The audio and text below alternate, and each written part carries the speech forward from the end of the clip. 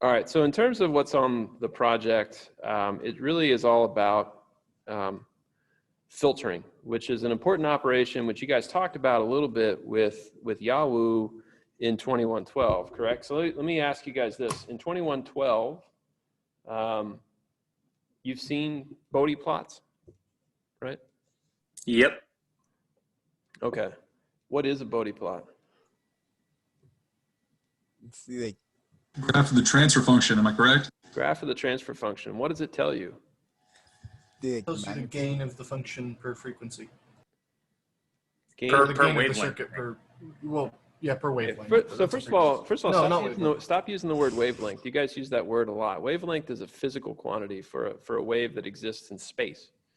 We talk about period, right? Everything we've talked about in here is a function of time, right? And that's seems like a minor point. I usually let it slip, but you know, physics, we might talk about wavelength if I'm talking about the length of a physical wave. You'll talk about that in E&M, but generally speaking here, we're talking about period or frequency.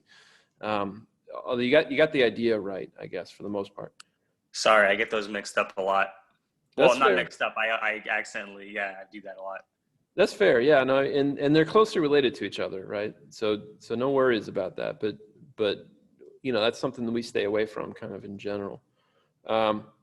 All right, so you guys had a lot of good responses about what we do with filters. So I want to talk about what you have going on in problem 1 and problem 2, which are basically sort of real applications of filters. So what I have here is basically a circuit, or it's a high level picture, right? This is kind of what we generally tend to draw for a lot of things, sort of a high level picture that shows how different components in a PV or photovoltaic system would be set up. All right, so what I basically have is, if you had let's say a rooftop solar installation, right? So here's a single solar panel. Single solar panel is probably about 40 volts, 35 volts, somewhere on that order of magnitude, 35 volts DC, and he's capable of outputting about 300 watts of power. So this box here, what this is called is an inverter. All right, let me ask you guys this. Anybody know what an inverter is? This is not a digital logic inverter. It's not a NOT gate, although the architecture of it is actually the same as a NOT gate. But anybody know, when I talk about an inverter, anybody know what I mean by that? Doesn't it Just converts AC to DC, or The opposite. yeah, the opposite.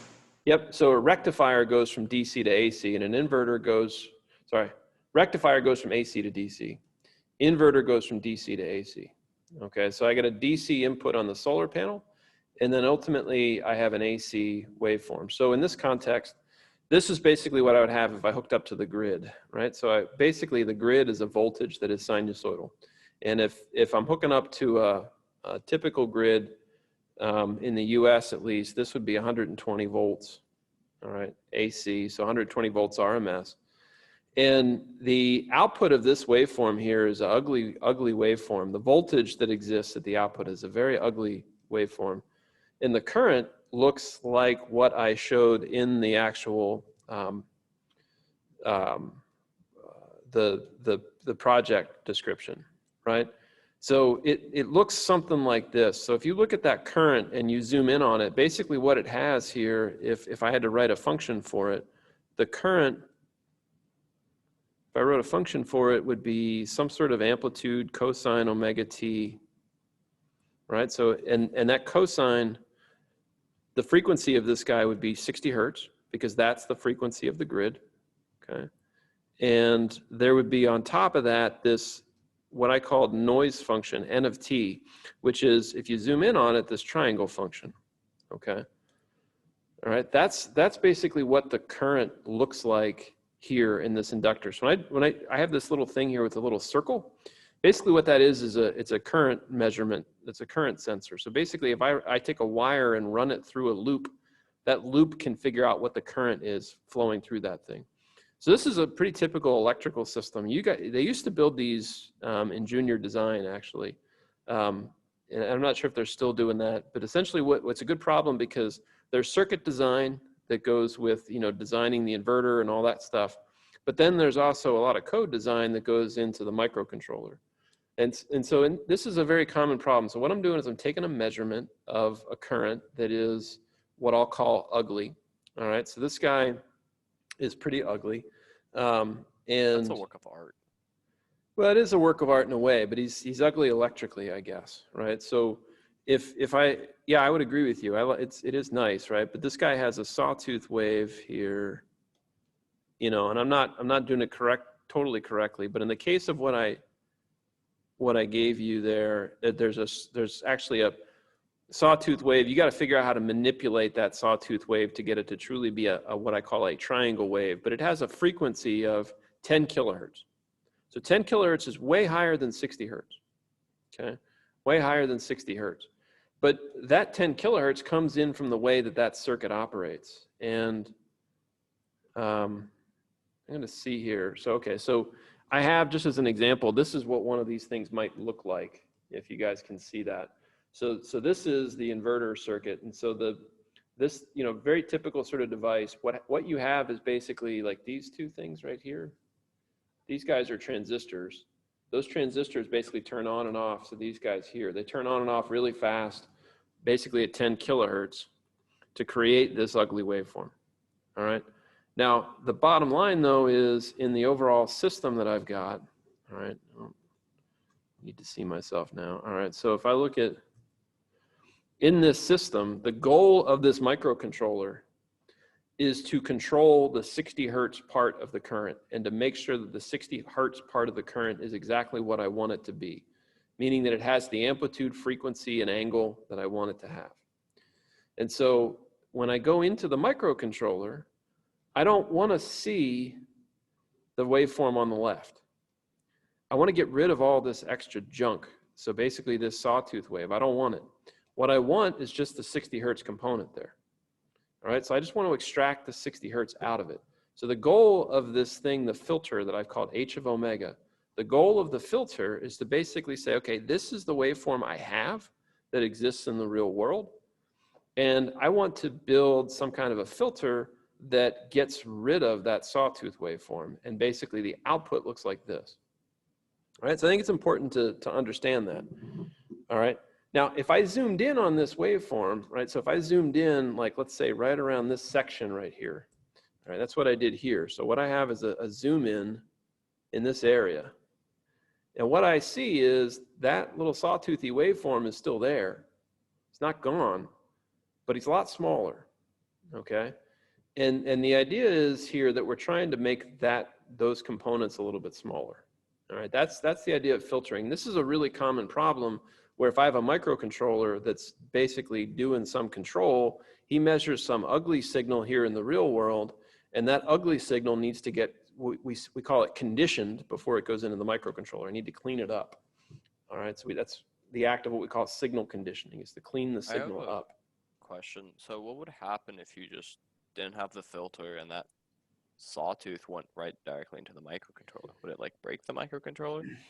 That's a great question. It could break it. There's a lot of issues specifically that get a little bit beyond the scope of this class, right? But fundamentally, if I have the sawtooth, the issue with that is, so I'll ask you guys this question. So when we talked about defining the time step in project 1, we always said you needed to have a really small time step to be able to draw the waveforms accurately, right? So what that means is, in the case of the microcontroller, there's an analog to digital converter, ADC, that's reading that signal. So for the microcontroller to get a reasonable representation of the waveform, it has to sample faster than 10,000 hertz. So, if you may remember back in project 1, we said if I wanted to draw the waveforms correctly, you guys remember what we said about the time steps? How small did they have to be to accurately show the waveforms? They had to be about 100th the size of either the period or what is the other value? Yeah, you got it. Basically 100 times whatever the time feature is you cared about. So what that means is that I would have to, if I had a 10,000 hertz waveform, I would basically have to sample that guy at 1 megahertz. That's 100 times faster. So my time steps would be 100 times smaller. okay? That's a lot of work in a microcontroller to be sampling a waveform. And it's a lot of work. If all I care about is a 60 hertz waveform, I could basically read values of that 60 hertz waveform maybe at 6 kilohertz, right?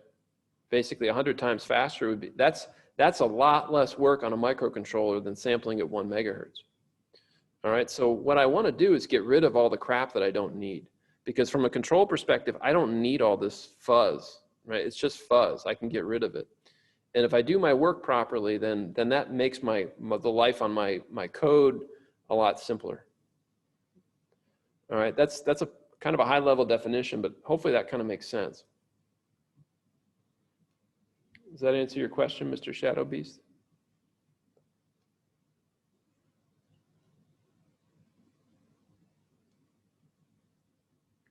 All right, maybe not. But anyway, the basic idea is, you know, it's really important to basically reduce stuff that you don't need, and just get it down to the signals that you need, right? So it basically means removing certain components. So what that means in the context of this problem, right? So in problem 1, there's 2 parts, right? There's part A is basically asking you to determine the Fourier coefficients of the input. In other words, it's basically asking you, I think, to figure out alpha 0, alpha 1, alpha 2, alpha 3, and then their compadres, -1, -2, and -3. And it's asking me to do that because I want to potentially, I need to understand these values, okay, to be able to understand how to remove them from the signal. In other words, my goal is to basically try to get rid of that sawtooth waveform. But to understand how to get rid of that sawtooth waveform, I need to remember that sawtooth waveform, if I'm thinking of it in the Fourier world, what do I think of that sawtooth waveform as? Not as a sawtooth, but as the sum of what? Sine waves? Sum of sine waves, right? And so I need to figure out what the amplitudes of those sine waves are, and that's what the alpha values are, okay? So basically, the first part is for you to determine those values, what those amplitudes are. And then basically in part B is to design the filter to try to reduce them as much as possible. And what's given in part B is a target for how much you want to reduce the amplitude to. So I don't know what you guys, I don't remember what the actual target is. Let me see, do you guys remember?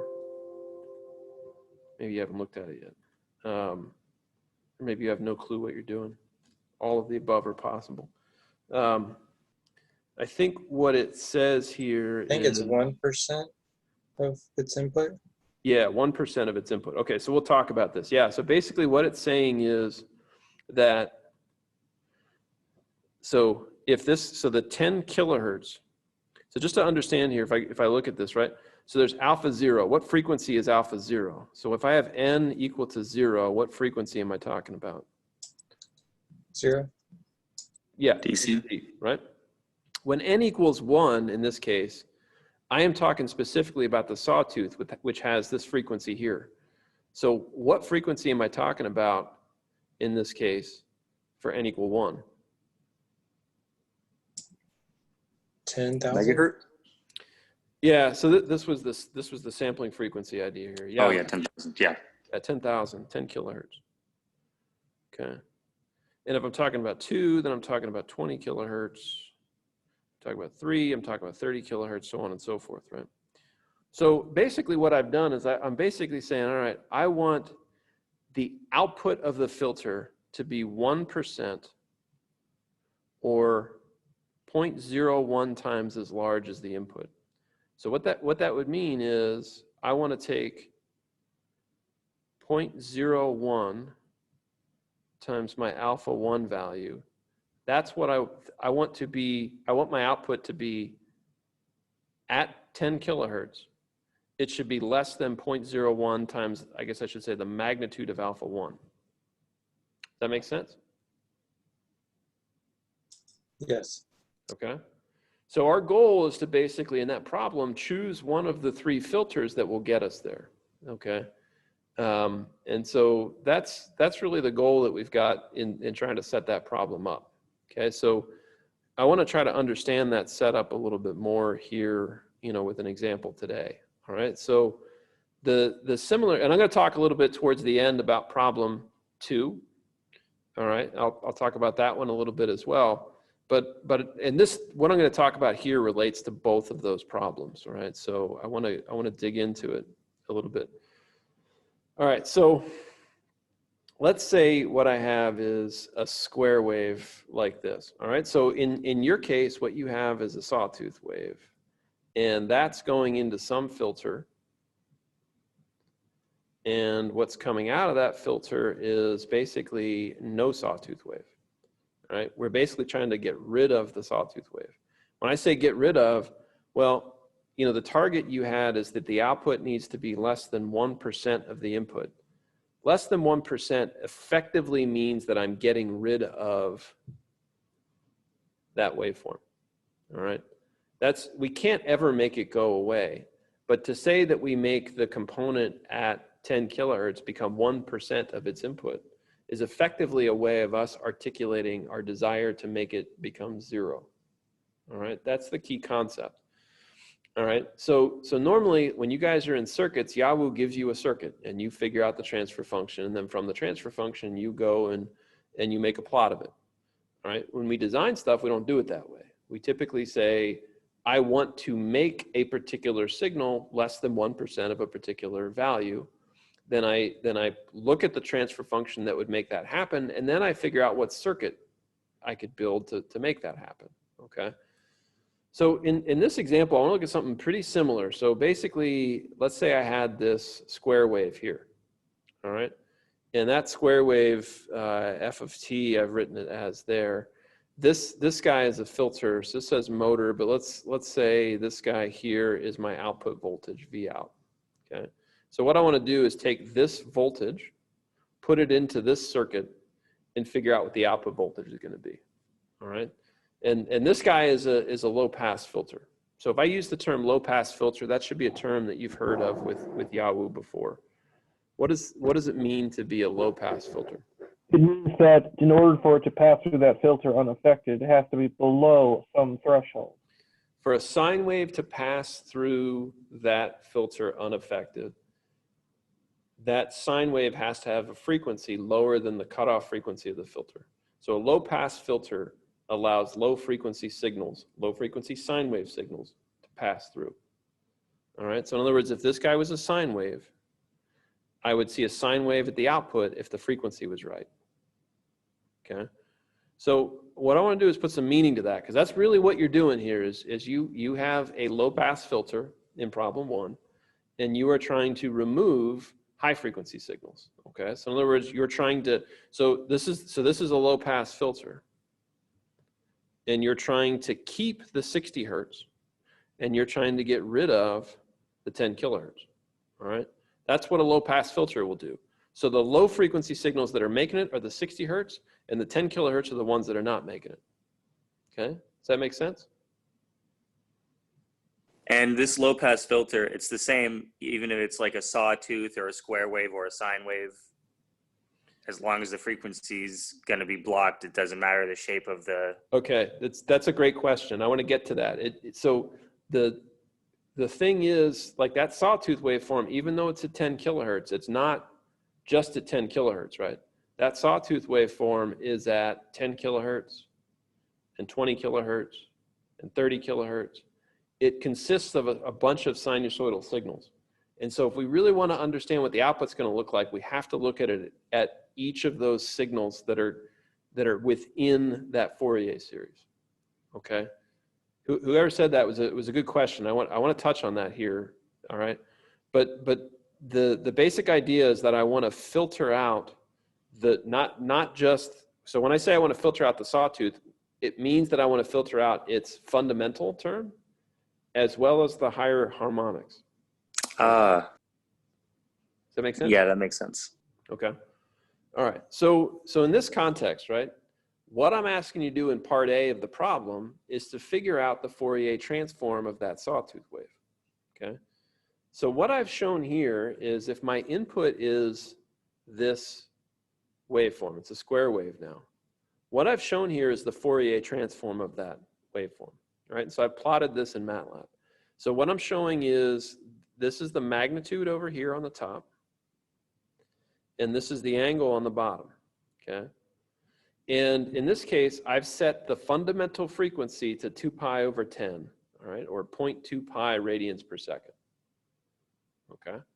All right, so what that means is here's my fundamental. So this guy here is my magnitude alpha 1. This guy is my magnitude alpha minus 1. This is my alpha 2. This is my alpha 3, like that. This is my, and then down here I've got the angles, okay? So basically in part A of the problem, you're being asked to figure out these amplitudes, okay? What is it that I'm trying to do when I'm filtering? So given this, notice, so my Fourier transform has omega here on the x-axis, right? So what it's doing is it's telling me the amplitude is a function of frequency. And so that means that the signal that this is the Fourier transform of is this square wave, right? And that the square wave is comprised of sinusoids that have amplitudes that are given by these magnitudes here.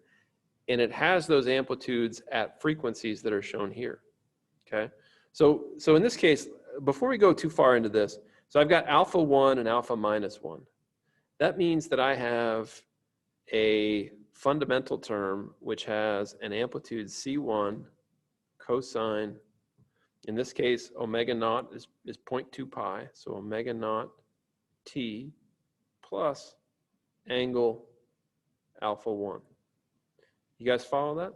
That's the fundamental term. And what is that C1 here? How would I determine the magnitude or the amplitude of that term? How does that relate to what I've shown in the Fourier transform picture?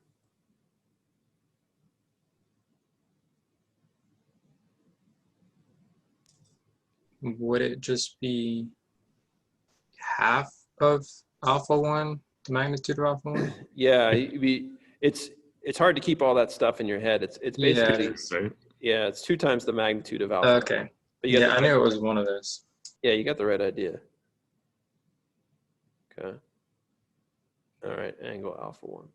So what this says is, this input waveform, the square wave has, this amplitude, this fundamental term right here, and he's got a third harmonic.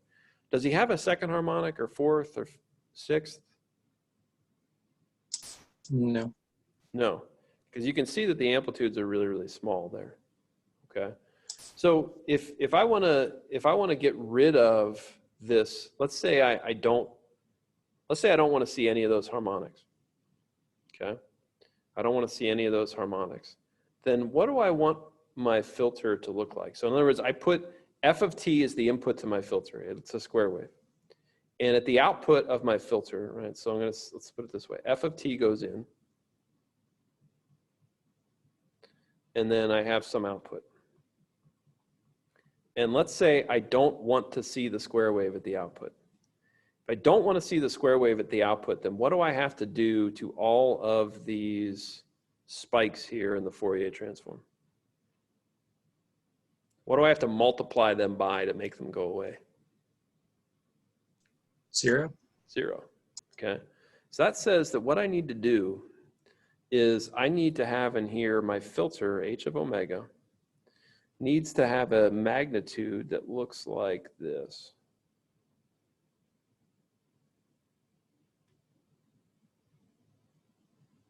Basically 0, like that. So he has a magnitude that, close to 0, but his magnitude, so in other words, close to omega equal to 0, he has a magnitude that's maybe equal to 1, but he very rapidly drops his magnitude down to 0. So that the magnitude of the output at these frequencies is basically nothing, okay? This is the design problem that we typically run across, which is to say, okay, I know what signals are present in my input, and I just want to get rid of those, or I want to change them in some way. I want those amplitudes to get bigger. I want them to get smaller. Then I got to figure out how I overlay the magnitude of that transfer function on top of that input to have something happen at the output. Okay, does that make sense? Yeah, I follow that. Okay.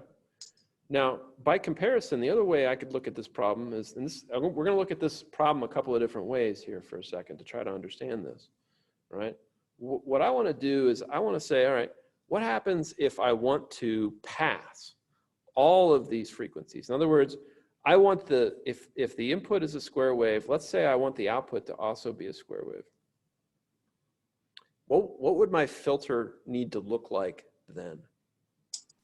Would it just have a magnitude of 1, maybe? Yep, it would have a magnitude that would be flat, right? And I would multiply 1 by the amplitudes of each of these guys to get the output.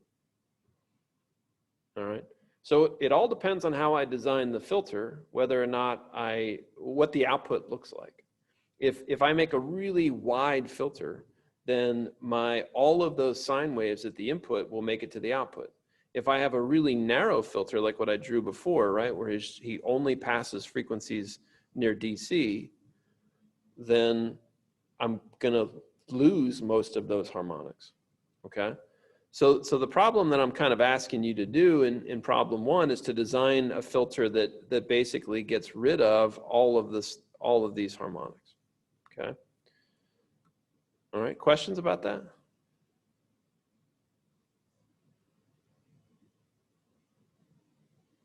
Okay. All right.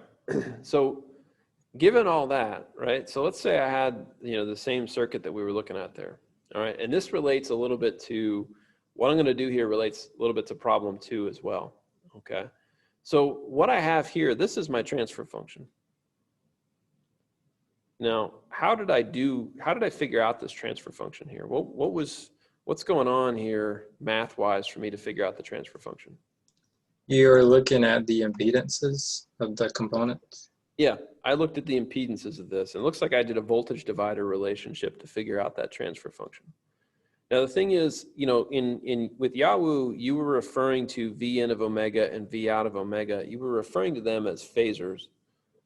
Those phasors are the same thing as the Fourier transform. In other words, V out of omega here is the phasor that corresponds to V out of T. All right, that Fourier transform, the Fourier transform and the phasor are basically the same thing. The Fourier transform is a more general term, okay? And you'll learn more about the Fourier transform in 3111. We're just kind of introducing it here and trying to get you guys comfortable with it here. All right, but we basically did impedance analysis here to get to this transfer function that I've written here. So in other words, somehow I simplified my math and I got to something of that form, okay? Now, in this case, the thing to remember is this is not a number. So when you first start learning impedances, you guys always say, well, what if omega is equal to some number, right? In this case, omega is not a number. That's the thing I want you to remember. This is a function of omega, all right? We're basically, we want to evaluate as a function of omega what the magnitude of that transfer function looks like, okay? So we're leaving it as a variable, as opposed to what you started out doing in 2112, where you basically said, all right, I'm given a particular frequency. In this case, we leave it to be a variable, okay? So, all right, now the other thing we can do, and the reason I want to do this real quick is I could work directly from the differential equations. Now, in the context of circuits, you would never do that, right? Because you guys know how to do impedance. You could do it because impedance comes from the differential equations, okay? But in problem 2, where you have an electromechanical system, which we'll look at the very end today, I have an electrical and a mechanical equation, and I have to create a transfer function from those two things, okay? So in that case, I can't use impedance because we don't have a mechanical impedance. Or at least if we do, you guys don't know what it is, okay? So we need to figure out how we would basically create a transfer function by looking at the differential equations. So if I were going to do this, so in other words, I want to find h of omega equal to V out of omega over V in of omega. All right, or the other way I can write that, it's V out of omega is equal to the transfer function times V in of omega, like that, okay? All right, so let's say I wanted to do this with differential equations. I'm going to do it this way. I'm going to say, here's IL, here's IC, and here's IR, like that, okay? So what I want to do real quick is I want to do a KCL and a KVL, all right? So let's do those two things here. So let's do the KCL first. So what do you think the KCL, and just in terms of the currents that I've got right there, what's the KCL that I would write? It'd be IL equals IR plus IC. IL equals IR plus IC. Okay. Now, in terms of, we got a question there? Oh, I was just going to say, and then wouldn't you further break that down by saying that IR equals V out over R? Yeah. So, you know, basically what I want to do is the things that I write differential equations for or whatever basically are the V out and the IL, right? So what I can do here is I can say, well, IL is equal to, you had it there, V out. Because voltage is the same across parallel paths, so it's V out over R plus V out over the impedance of C. All right, so I'm writing a differential equation here. So I wouldn't do impedance now. Oh, okay then. Right idea, but so how do I replace I sub C in this case?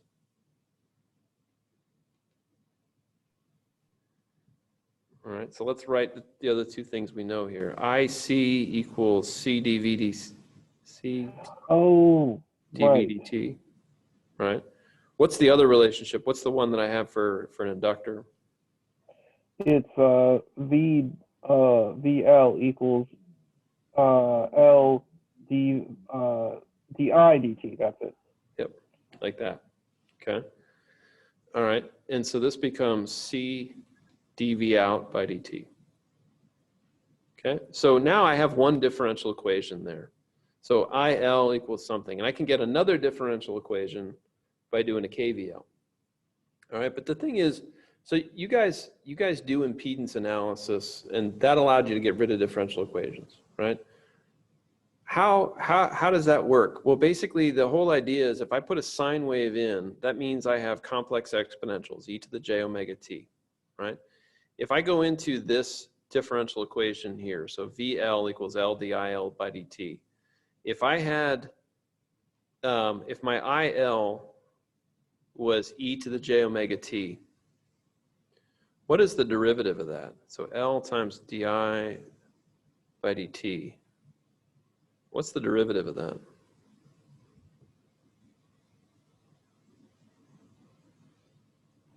Derivative of wouldn't it just be j omega e to the j omega t? Well, A times L. Times e to the j omega t. Okay. So every time I take the derivative of an e to the j omega t, what happens? You just multiply it by its. You multiply by j omega. Yeah. Right? You multiply by j omega. So the impedance analysis, this is the impedance right here, j omega L, right? So impedance analysis assumes that I've got sine waves. So it assumes I've got waveforms of the form e to the j omega t. When I plug that into the differential equation, I'm just going to multiply the e to the j omega t, the phasor, by j omega. And so every time I got a derivative, it gives me another j omega. So basically what that says is I can convert this expression here. I should get this out of my way. Okay, I can convert this expression here. IL equals V out over R plus C times dV out by dt. I can convert that into Fourier transform mode or phasor mode. I write that as IL of omega equals, I replace all of these V out of t by their Fourier transform. And then what happens to this term right here, the C dV out by dt? What do I do with that? Well, I put the C there, and I have a V out of omega, so I just replace it with the Fourier transform. But what does the d by dt get replaced with? J omega. J omega. All right. So this guy now is an algebraic function, right? That's the difference. This is a differential equation. This is calculus. This is algebra. All right. When I have algebra, I can just rearrange stuff nicely. All right. So looking at this, I don't quite have the transfer function I want. So somehow I can relate IL to V out, but I need to relate V out to V in. So there's another differential equation I can write. That's from my KVL. Okay. What's KVL tell me in this case? Well, if I go around this loop right here that I just drew, how would I write that? How would I write a KVL around that loop? Well, you'd have V of L. Somebody other than Nathan. Okay.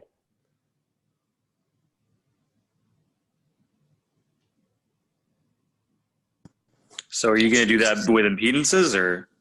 I want to do it with differential equations again. So would you say that the voltage across the inductor plus the voltage across the resistor is equal to 0 or equal to Vn? Equal to Vn. So I'd have Vn. All right, so I'll write it this way. Vn of t is equal to VL plus the voltage across the resistor or capacitor, like that. Okay. And VL, so I erase it over here. VL is L dIL by dt plus V out, like that. Okay. I can now convert that into Fourier transform land and say I have the Fourier transform of the input equals, all right, now V out simple. So V out is V out of omega. I replace it with its Fourier transform. What do I do with L di by dt? What do I write for that?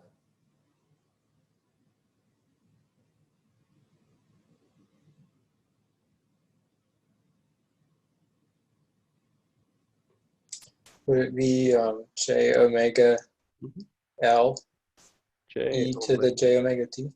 Well, J omega L times whatever the Fourier transform is. IL of omega, like that. Okay.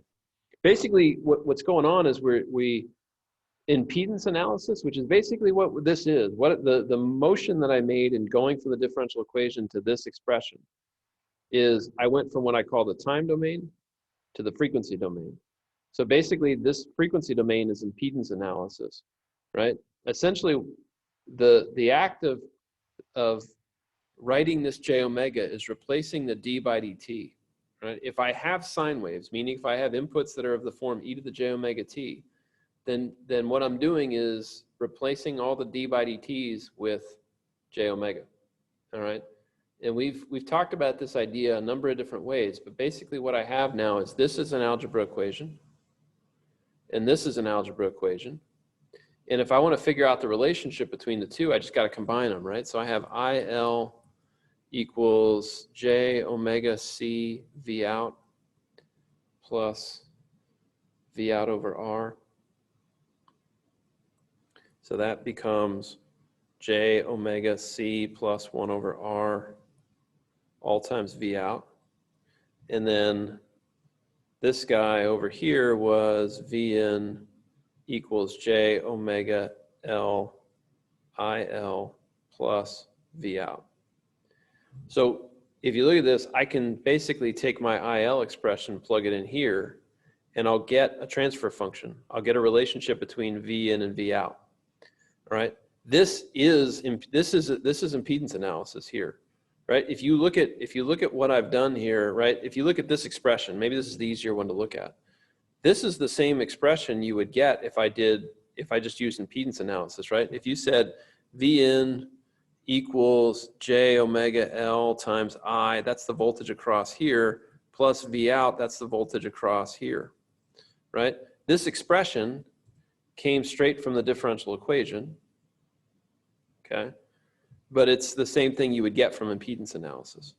The thing is, in general, by keeping this as the Fourier transform, I can allow myself to consider square waves and things like that, not just simply sine waves, okay? All right, to you guys, it probably seems like, well, what's the big deal? This doesn't really mean anything. I already know how to do impedance analysis. You do, right? Impedance analysis is basically a special case of the Fourier transform. That's all I'm trying to say. And the reason why that matters is I might have a situation like I do in problem 2, where it's not just a circuit, in which case I really do have to start from a differential equation. All right. So what I've got now is a transfer function. All right. So I've got a transfer function that came from that circuit. So if I manipulated the math here, so if I manipulated this equation, I get to this. So this guy is V out over V in. All right, that's what I have written in there. And I've done it in terms of the components there, okay? So this now is my transfer function, and I want to play with that transfer function, a couple of different ways to see what I can do to the square wave coming in and how I can kind of change it at the output. All right, that's our overall goal. And that's what you're doing really in problem 1 and problem 2. All right, they may look different, but they're very similar. I have a particular input. I'm trying to make that input look a particular way at the output. Okay. All right. So let's look at this a couple of different ways. So let's say we want to pass most of the harmonics. In other words, we talked about this before. We basically said, I have all of these sine waves in my input. I have a square wave coming in. That means I have sine waves that have all these different amplitudes here. And I want the output to basically look the same, okay? So what you guys told me is if that's the case, what do I want the filter to look like here? Right, so if I want the output and the input to look the same, what do we say we wanted the filter magnitude to look like? A straight line at 1. Yeah, well, yeah, that's right. If a straight line at 1, basically a flat line, right? I want to be multiplying this guy by 1, multiplying this guy by 1, multiplying this guy by 1, right? So I want the output and the input to look the same, okay? So to do that here, I'm going to start out in this context. So what I did, and we're going to talk about this here in a little bit, is I drew the frequency response of a filter, all right, with these component values, all right? And what I did was I rewrote this expression here. So you guys, if you look at this was the thing we got from our circuit analysis and from our differential equation. And what I've done is I've defined a couple of things. Omega C is 1 over square root of LC, all right? And B equals 1 over RC. So what I did was I put this in a very general form. And if you've looked at problem 1, that form is very similar to what you see in problem 1, right? In problem 1, it's in terms of this omega C, parameter, right? There's no circuit components or anything like that you're thinking about in problem 1.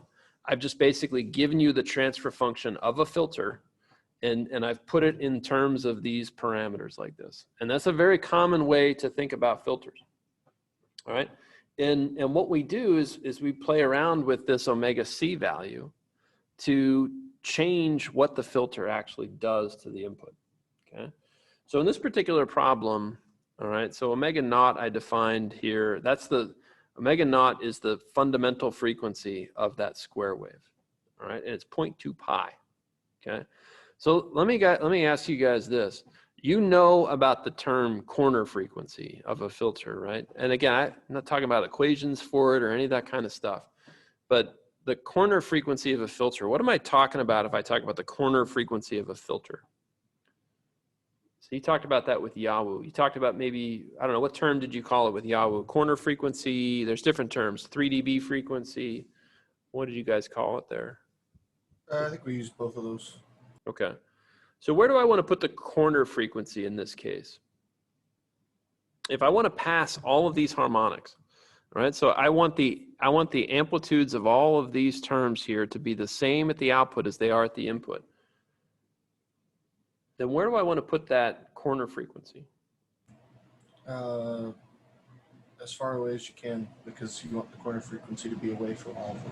Yeah, so I want omega c in this case to be much, much greater than the fundamental term omega naught. Because remember, this is omega naught right here, right?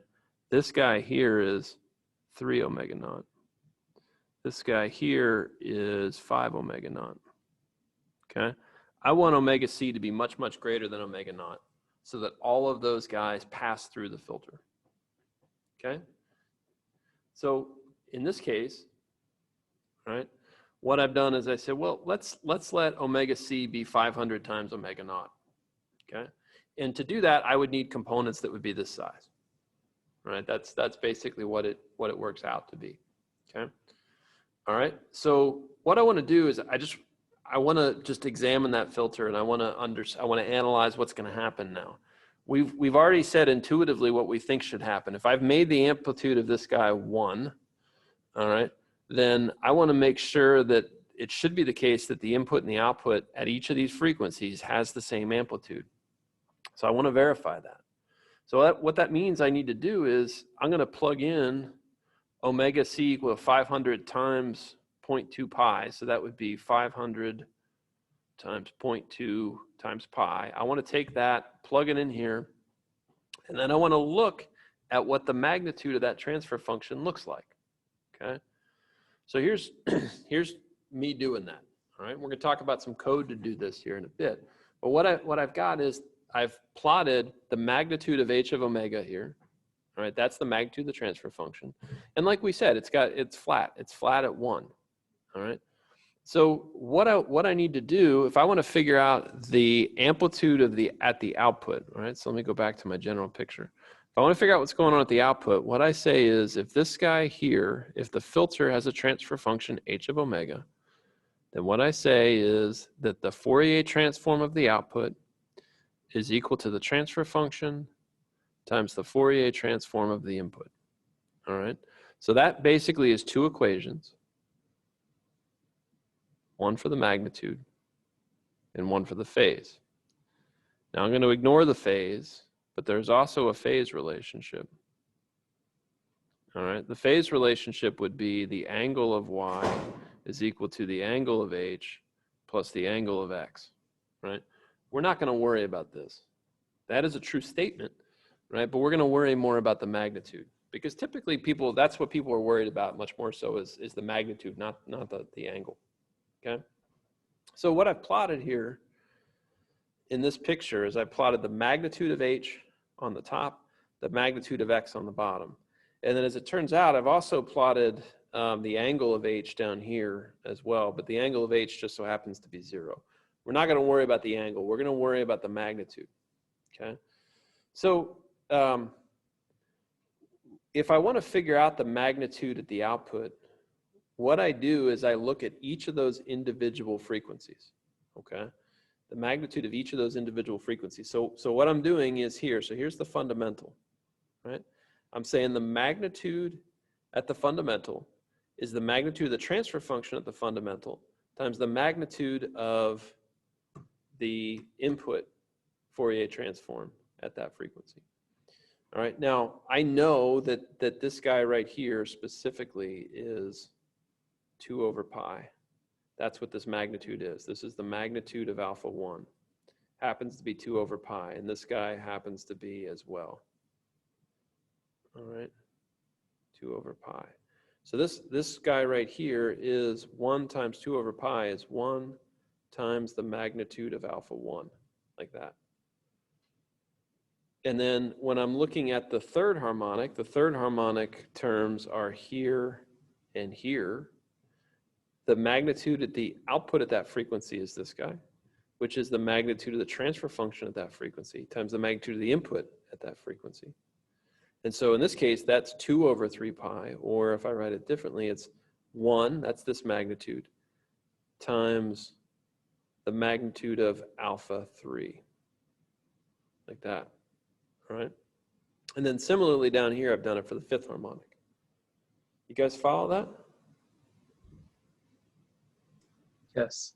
Okay. All right. So in this case, I'm passing everything, right? And it gives me a way to be able to try to do this. Now, let me ask it this way. So in the context of problem 1, all right, in the context of problem 1, so we had this expression here, the magnitude of y equals the magnitude of h times the magnitude of x. What is, in problem 1, I say that at omega equal to 2 pi 10 kilohertz, I want the magnitude of the output at that frequency to be less than 1% of the magnitude of the input at that frequency. So help me put that into words. How can I can turn this equation right here, this guy right here, I can turn that equation into words if I have that 1% criterion. How would I do that? I'm saying I want the output at 10 kilohertz. All right, the output at 10 kilohertz means y at this frequency to be what? How would I write this in words? Would it be 0.01 times the magnitude of h of 2 pi 10,000? Well, times the magnitude of the input at that frequency. So that would be the magnitude of x. X is the input here. So x is my input. H is my transfer function. Okay. Oops. All right. So what does that mean? That means about h, I want h of 2 pi 10,000. 2 pi 10,000. Uh-oh. Doesn't want me to. There we go. Oh, what happened? 2 pi 10,000. All right, so it says I want the magnitude of h at 2 pi 10,000 to be what? So for this to work here, what do I want the magnitude of h to be at that frequency?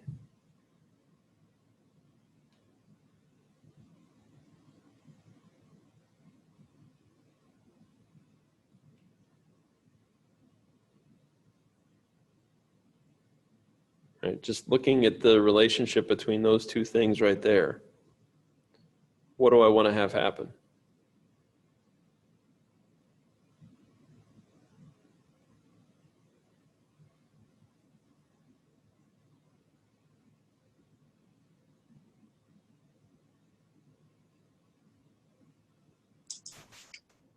Would it just be the magnitude of the input over 0.01 times the magnitude of the output?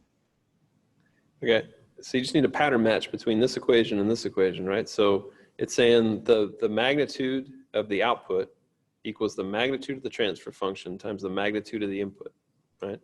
So if this says the same thing, magnitude of the output at 10 kilohertz equals 0.01 times the magnitude of the input at 10 kilohertz, it says that I want the transfer function magnitude to be what? 0.01.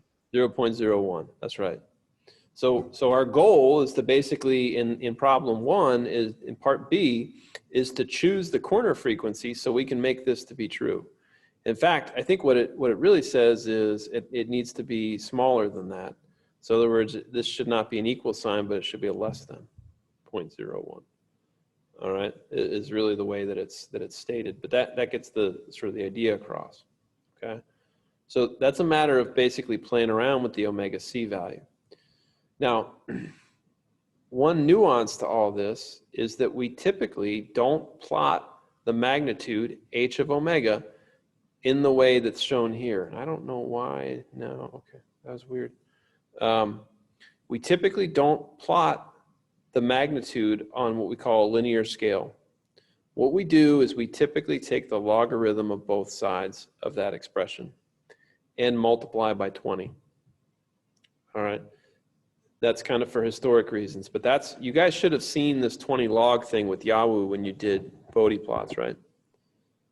Yes. Okay.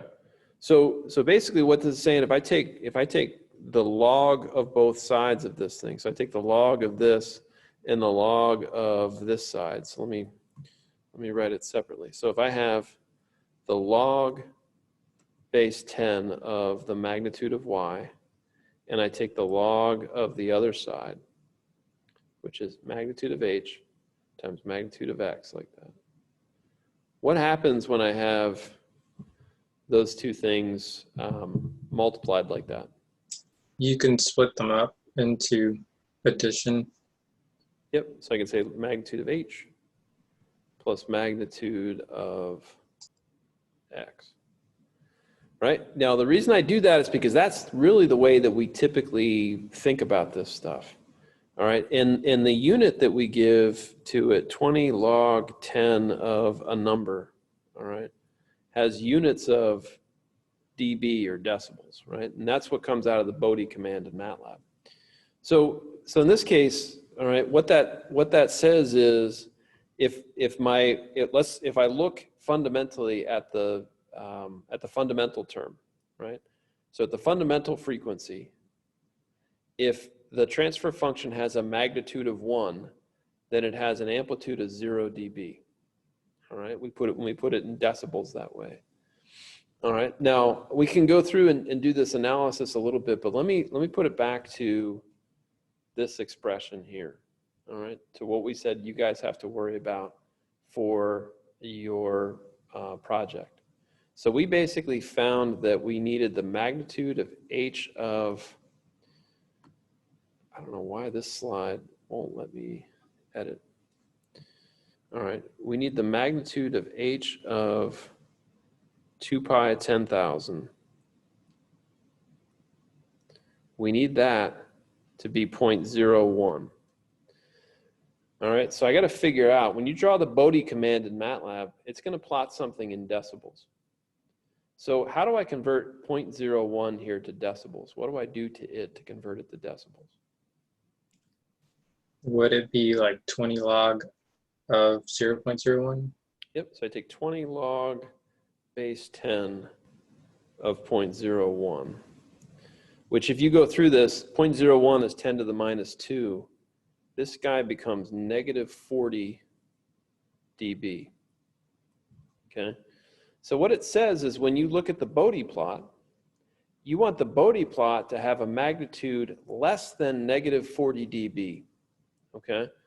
So the way I think about dB, essentially decibels, when I take these things, and analysis is typically done with decibels in the logarithmic domain, all right? So in other words, I plot the magnitude and then I look at the log of the magnitude. The way that we typically think about this is we will give you a number in decibels. If I have a magnitude of 1, that corresponds to 0 dB. If I have a magnitude less than 1, that corresponds to a negative dB number. And if I have a magnitude greater than 1, that corresponds to a magnitude that is a positive dB value. Okay? So in that particular problem, what you were doing is you are playing with the omega c value. So you're playing with a number like this to be able to, in that case, make sure that the magnitude, you want to make sure that the magnitude at 2 pi 10,000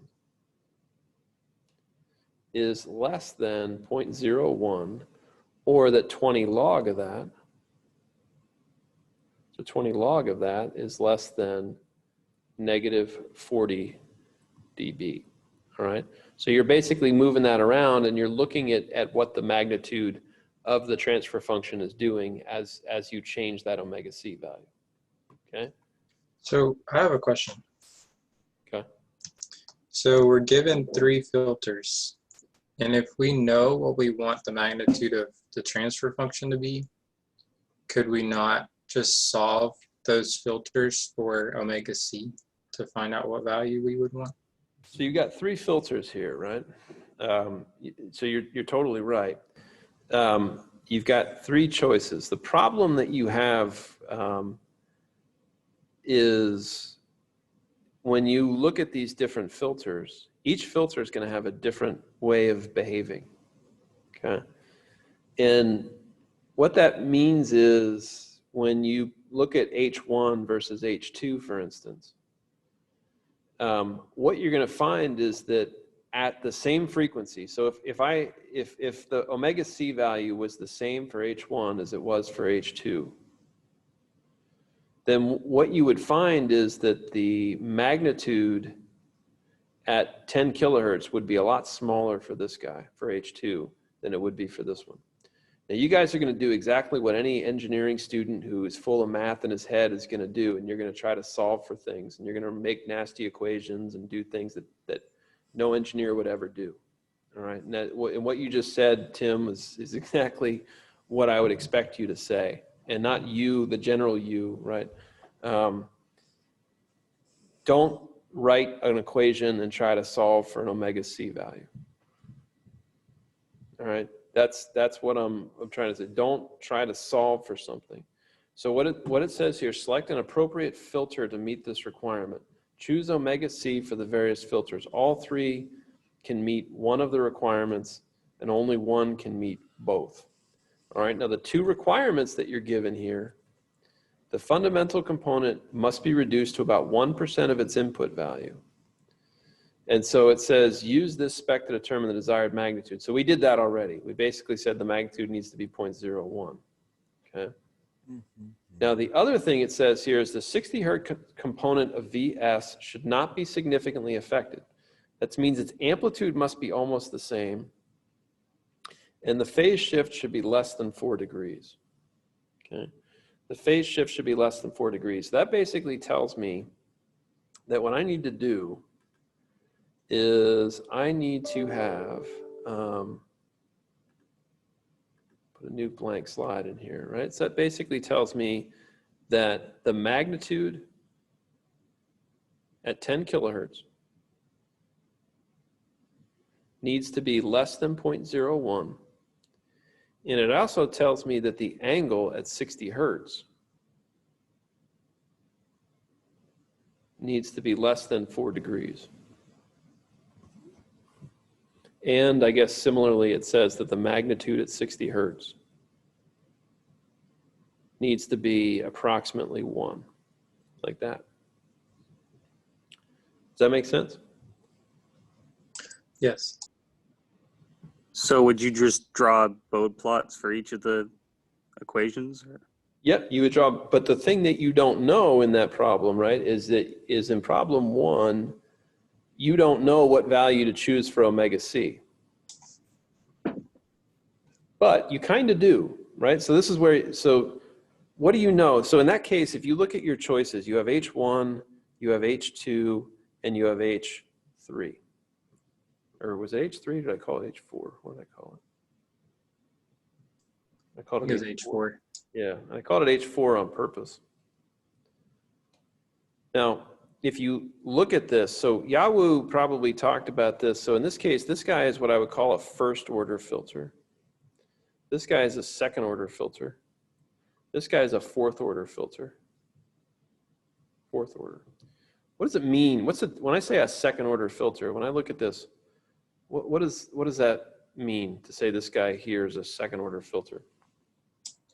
Maybe it's an RLC circuit. There's an RLC circuit. And how many poles does that guy have? 2. 2 poles.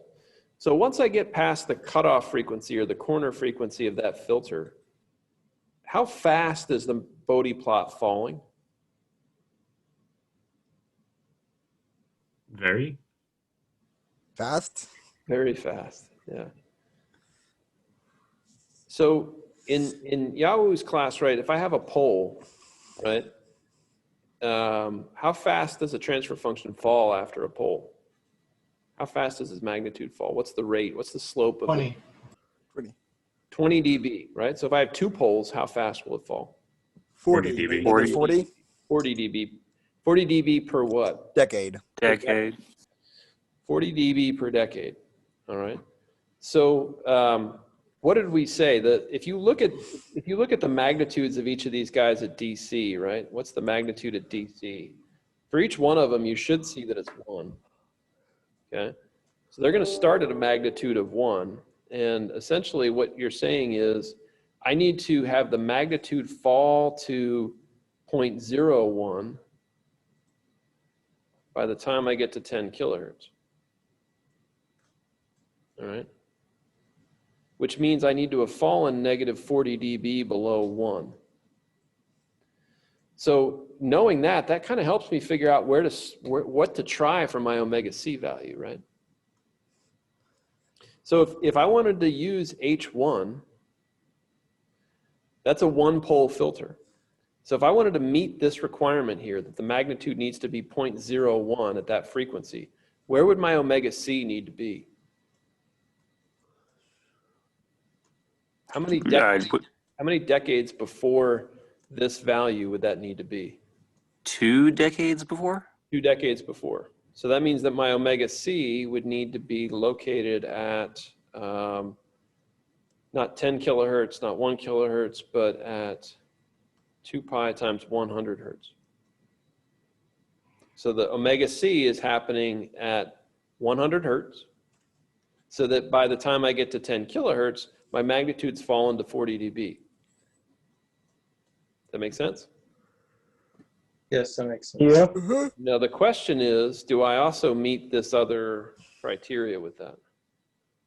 Well, since Bode plots they don't actually have those like straight corners, they're like curved, then it might affect the 60 hertz. Like it might, the curve might, I don't know how to describe it. It might, yeah. So that's a great point. That's exactly what I'm asking you to do. So that's where what I do is basically draw the Bode plot. So in this case, the code that you would use, so you put in your value for omega C, and there's a whole video I have. You may hopefully know how to use it from Yahoo, but basically what you do is you go in and you plot the Bode plot for that transfer function, and then you check at 60 hertz to see if you're meeting that criteria. Does that make sense? Uh-huh. That's the approach to problem 1. All right, so you're finding out the magnitudes of those individual components, and then you're going to check them, all right, by looking at the Bode plots. But you could solve for omega C, right? And I think that's what you guys in the microprocessor that is your brain, you guys try to go in and try to solve for that, because that's the way we've taught you. We've taught you math and solving equations and things like that. But engineer looks at that and says, well, I know what a Bode plot should do. I know what a filter should do. I'm going to drop 20 dB every decade after the corner frequency. Okay, well that tells me where to put the corner frequency. All right, so I use that information to get it sort of approximately right, and then I can compare these different options to figure out which one's going to work. All right, that's basically what you're doing in that problem. All right, so I'm going to stop that there. We're basically at 2:15, but I can hang out for a couple more minutes if you guys have some questions. Well, when will you upload this video lecture? I will run it right now, and then should be uploaded probably, if I run it right now, I'll try to get it uploaded before 3 o'clock. Okay. Can you also upload the PDF?